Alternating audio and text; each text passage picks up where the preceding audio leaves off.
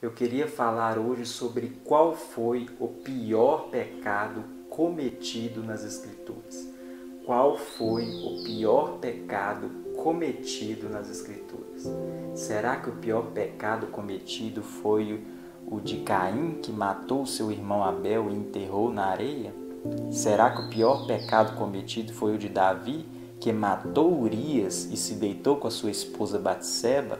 Será que o pior pecado nas Escrituras foram do povo de Israel, que adoraram outros deuses, adoraram outros ídolos ao decorrer da história? Será que o pior pecado nas Escrituras foi o de Judas, que vendeu Jesus por 30 moedas de prata? Será que o pior pecado foi o de Pedro, que mentiu dizendo que não conhecia Jesus? Será que o pior pecado foram dos fariseus, que conspiraram contra Jesus, não creram que Jesus era o Filho de Deus e tentaram a todo momento matar a Jesus?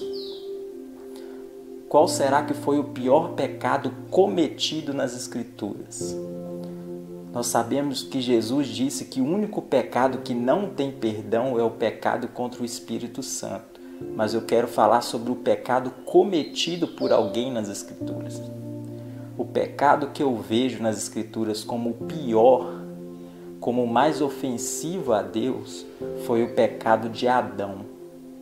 Porque todos os outros pecados a partir de Adão foram cometidos em um estado pós-queda.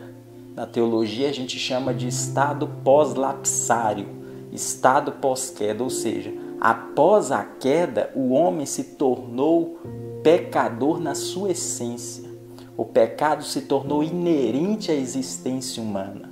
O homem passou a ser escravo do pecado. Então todo pecado cometido depois de Adão foi um pecado em um estado humano de pós-queda. O único que cometeu um pecado sem estar nesse estado de pós-queda foi Adão. Quando Adão peca, ele realmente decide pecar. Ele não é influenciado pela sua carne pecaminosa, porque Deus criou Adão perfeito. Adão não é influenciado pela sua natureza, pela sua inclinação para o mal. Adão, quando ele peca, ele usa o seu livre-arbítrio. Deus o criou santo. Quando ele peca, ele decide pecar. A oração que Adão faz é: seja feita a minha vontade e não a sua. E Jesus, que é o segundo Adão que veio nessa terra, a oração de Jesus foi: seja feita a tua vontade e não a minha. Então, para mim, o pecado que mais ofendeu a Deus, que ofendeu a santidade de Deus, a glória de Deus, foi o pecado de Adão.